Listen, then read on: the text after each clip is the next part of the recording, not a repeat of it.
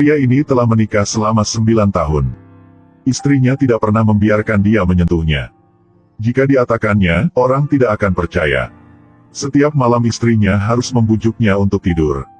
Istri selalu menganggap suaminya sebagai seorang anak. Dan kemudian istri yang baik itu sangat lembut. Tanpa diduga, Siu Tong merasa sangat bosan. Kamu tidak perlu membujukku untuk tidur. Aku sudah dewasa. Di pagi hari, Tucuc membangunkan Yao Zong untuk pergi ke sekolah. Ketika menarik selimut yang menutupinya, gerakan Yao Zong sangat tidak aneh. Bahkan belum sarapan pun sudah keluar rumah. Tucuc mengeluarkan beberapa uang kecil dan memberikannya padanya. Bahkan ayahnya tidak tahan lagi. Tunggu sampai Tucuc sedang membersihkan pakaian kotor untuk dicuci. Tanpa diduga, celana Yao Zong sudah kotor. Tucuc masih merasa sangat malu sekarang. Membawa celana untuk dicuci, dan butuh waktu lama untuk mencucinya.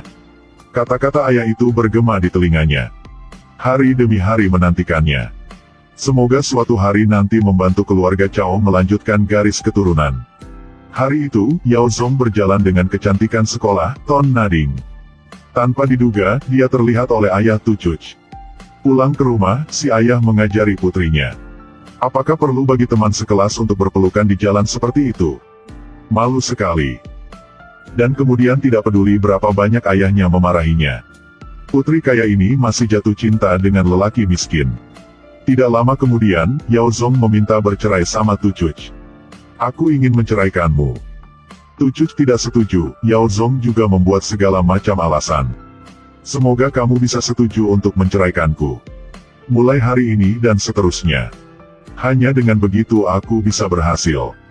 Karena itu, Tucuc membasuh wajahnya dengan air mata sepanjang hari. Kata-kata yang menipu orang. Sangat tersentuh.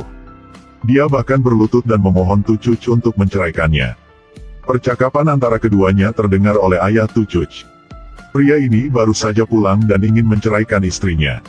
Situasi macam apa ini? Dan Tucuc tidak tahu sama sekali.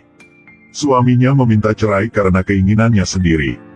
Untuk berada di sebelah si cantik Ton Nading. Dan menerima rasa hormat dari Tuan Ton. Tidak menyangka Yao Zong menghibur Tucuc seperti ini. Aku hanya meminta cerai sementara. Tunggu sampai aku mendapatkan uang, maka aku akan menikah lagi denganmu. Lidah pria memang jahat. Tanpa diduga, Tucuc dengan bodohnya setuju dengan suaminya. Ini sangat kebetulan ditangkap oleh ayah Tucuc. Pegang tangan anak menantu dan katakan tanganmu lebih kasar dari tanganku. Ini semua kapalan. Ini semua luka dari luka bakar. Apakah ini masih tangan seorang gadis? Perhatikan baik-baik. Apakah kamu tidak kesakitan? Kamu tidak merasa kasihan padanya, apalagi masih bisa mengucapkan kata cerai? Dan kemudian Yao Zong ingin berdebat lagi.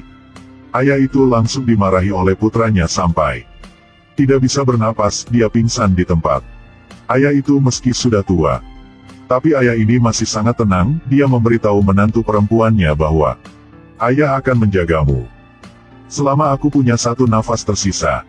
Kalau begitu kamu tidak perlu khawatir. Aku baik-baik saja. Tucuc juga tahu jika dia setuju untuk bercerai. Maka mungkin tidak bisa mengembalikan lagi di masa depan.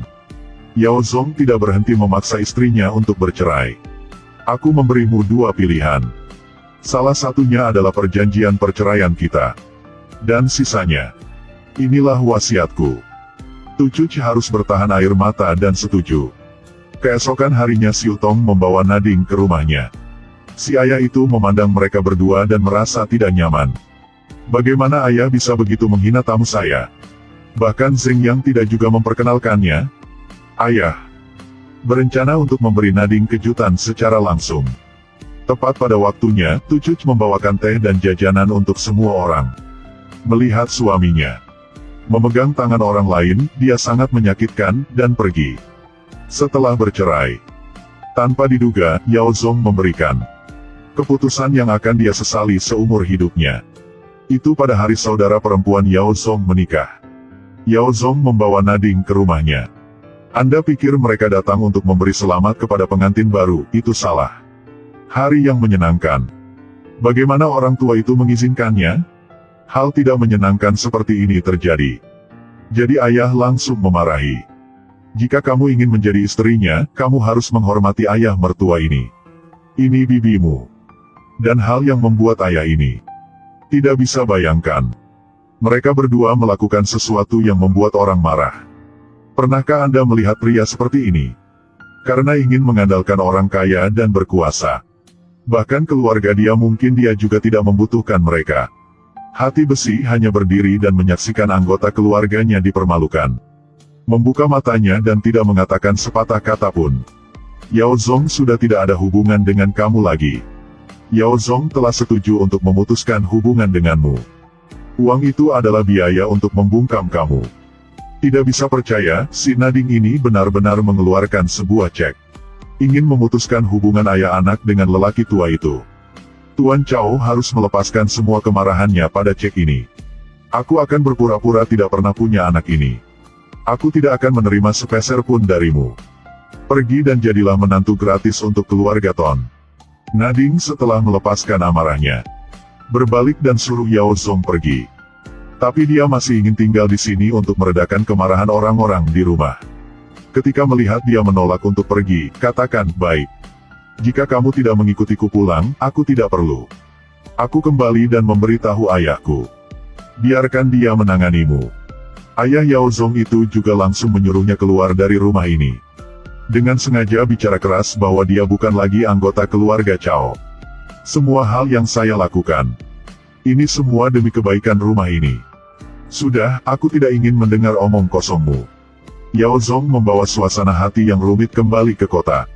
Wanita muda itu tidak bertemu dia selama sehari, tetapi dia segera berlari dan memeluk Yao Zong. Bahkan orang pikir pacarnya telah meninggalkannya. Dalam hati Yao Zong berpikir, bagaimana bisa mengucapkan selamat tinggal pada Tuan Ton? Tapi Tuan Ton membantu mereka berdua memilih tanggal pernikahan.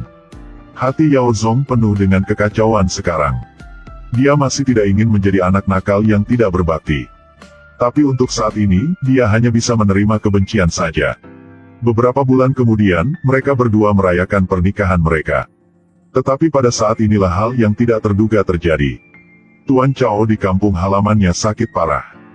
Tapi yang paling membuatnya khawatir adalah anaknya belum pulang selama bertahun-tahun. Takut bahwa di luar akan melakukan hal-hal buruk pada Tucuc. Jadi menyuruh Tucuc untuk memanggil Yao Zong kembali. Tucuc mengatasi ribuan kesulitan untuk mencapai kota. Dia juga pergi kemana-mana untuk mendengarkan keberadaan Yao Zong. Ketika dia menemukan Yao Zong, bisa melihat yang hal patah hatinya secara langsung. Suaminya memegang tangan wanita lain untuk merayakan pernikahan. Awalnya mau melangkah maju untuk saling menerima. Tapi dihentikan oleh kepala pelayan yang berdiri di dekatnya. Tidak peduli bagaimana Tucuc berteriak. Yao Zong juga tidak sengaja pergi dari sini. Melihat mobil bunga yang berjalan semakin jauh. Tucuc mempertaruhkan nyawanya untuk lari sambil meneriakkan nama suaminya. Tapi detik berikutnya, kecelakaan itu terjadi. Tucuc berhamil dan tiba-tiba jatuh ke tanah.